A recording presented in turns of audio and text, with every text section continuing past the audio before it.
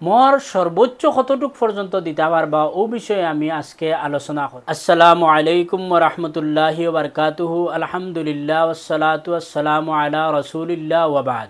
সম্মানিত দর্শক শ্রোতাবৃন্দ, বর্তমান সময়ে অনেক জিনিস দেখা যায়, এর লগে দেখা যায় মোহর খুব বেশি অনেকে ধরই।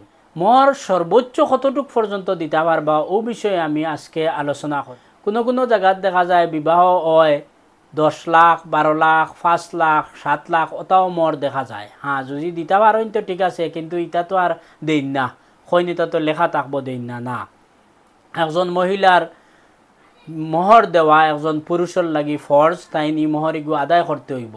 ওটার লাগি যাইন যতটুকু জারতা পারেন ততটুকু মোর হইতো। তে মোর সর্বোচ্চ কতটুকু দিতে পারবা এই বিষয়ে সূরা নিসার 20 নম্বর আয়াত আপনারা লক্ষ্য করুক। আল্লাহ রাব্বুল আলামিন ফরমাইরা, আউযু বিল্লাহি মিনাশ শাইতানির রাজিম, ওয়া ইন আরাদতুম ইস্তিবদালা যাওজিম মাকানা যাওজিম ওয়া আতাইতুম ইহদাহুন্না কিনতারা وآتيتم إحداهن قنطارا فلا تأخذوا منه شيئا।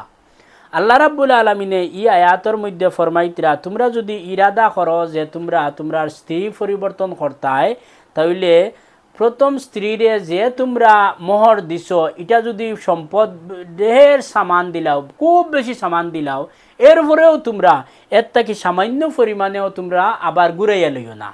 অর্থাৎ এই আয়াতের মধ্যে আল্লাহ রাব্বুল আলামিনে ফরমাইরা যে কেউর যদি প্রথম বিবাহ করেন আর বিবাহের মধ্যে যদি সমস্যা হয়, তাই যদি বিবাহের পরিবর্তন কর্তা করেন, তালাক দিলাইন, অন্য বিবাহ করাত লাগইন, তাহলে তাই প্রথম স্ত্রীর যে মোহর দিছিলা এটা যদি খুব বেশি দিলাইন, তাহলেও একটা কিয়া তাই সামান্য পরিমাণে ঘুরে লইতা না, এটা তান লাগি জাইজ নাই।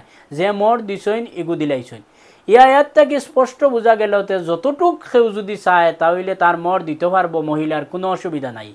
কিন্তু হযরতে ওমর রাদিয়াল্লাহু তাআলা আনহুয়ে, এটা আবু দাউদ শরীফের হাদিস 2106 নম্বর হাদিস, হযরত উমর রাদিয়াল্লাহু তাআলা আনহুয়ে সীমালঙ্ঘন করিয়া যারা মোহর দিতা তারার কট্টর বিরোধিতা করতা।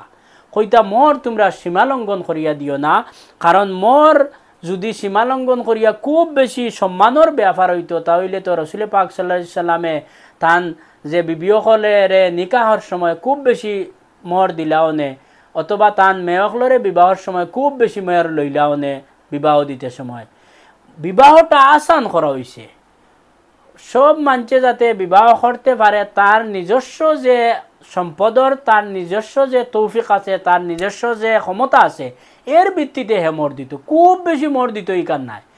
মোর হইতো গিয়া নিজে যে যার যার খান ক্ষমতা আছে, ক্ষমতা অনুযায়ী আদায় করতে পারতো, ওলা মোর দিত, এবং স্ত্রীর অবস্থার উপরে নির্ভর করে মোর দেওয়া।